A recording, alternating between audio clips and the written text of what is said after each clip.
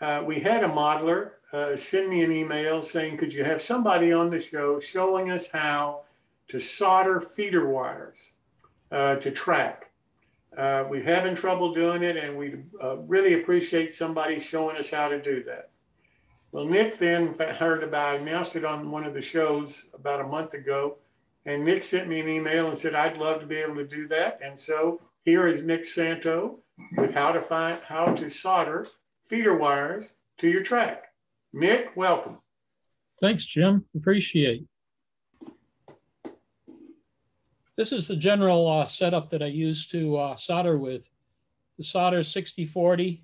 I like Chip Quick as a solder paste.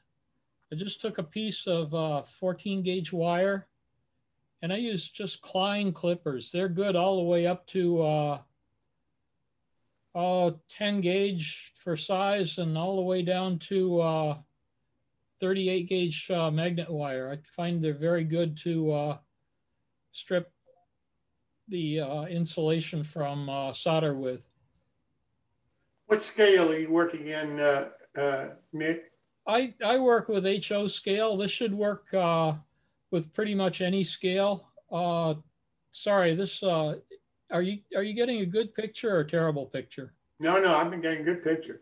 Okay, good. What I've done is I've stripped a couple sides, or just cut the insulation on a couple sides, taken a knife and stripped the wire, and that'll leave me a nice clean piece of wire to work with.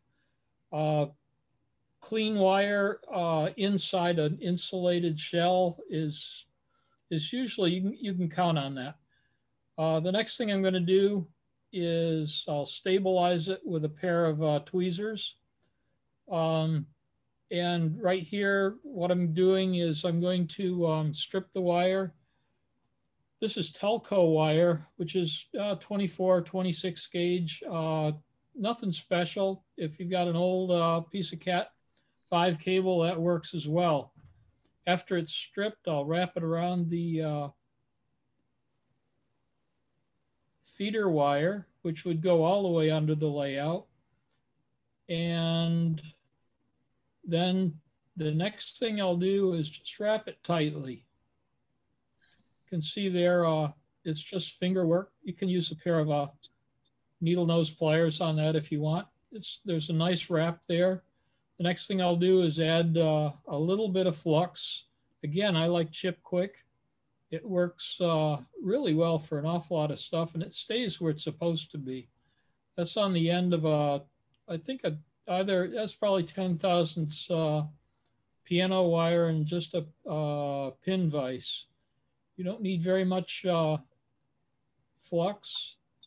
And then with the Weller iron, not an awful lot of heat either. This will probably push the Weller to about all it's worth. It's not set all the way up at full bore. It's cut back to about 4 on a scale of 5. So about 80% power. It's a 40-watt iron. And what I'm looking for is a nice, smooth, clean silver joint there. Feed in enough solder to really hold it. The joint will stay. And what I'll do is I'll just test, warm it up again, make sure it's all nice and bright, shiny silver. If it's gray, it's a cold joint and it won't work very well. You can see I'm holding the wire as was. These are 18 gauge stranded wires that I've done the same thing to. Just cut a piece of the insulation off the feeder wire, wrapped it, and then taken the Telco wire and wrapped it around the 18 gauge and soldered it exactly the same way. And that goes up into the layout. Next thing I'm going to do is I'm going to take and clean off a little bit of, this is micro engineering rail, and it has a weathering coating on it. On this particular pass, I'm going to take and just clean that off a little bit. add a little bit of flux again, and then warm it up and put a little bit of solder on. A little bit of solder between the soldering iron and the piece of track allows the heat to move from the soldering iron into the track so that you can make the joint. Just needs a little bit of a puddle there. That's all you really need.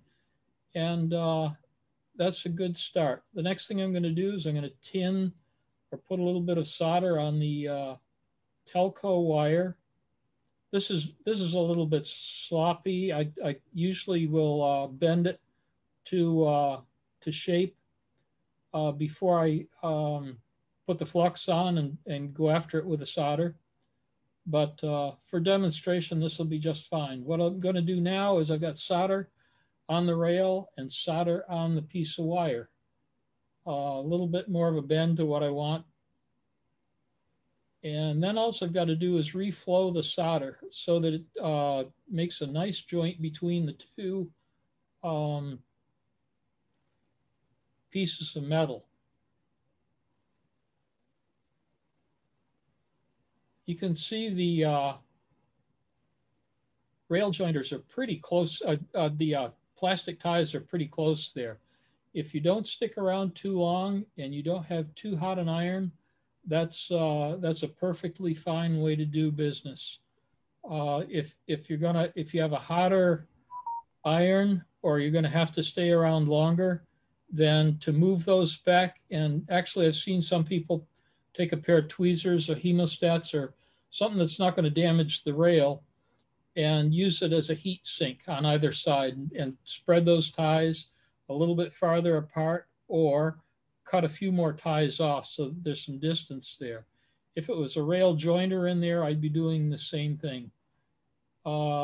Same as last time, a little bit of flux. Warm up that spot so that you just have a little bit of solder that's going to stay there.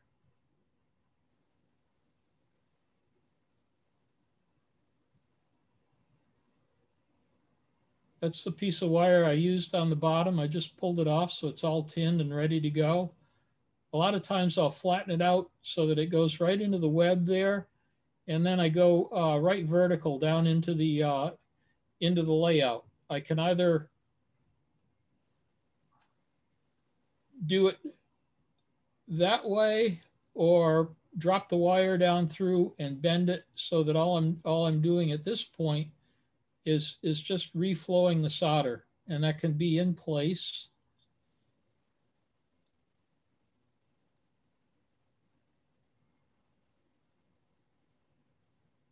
And that's all there is to that.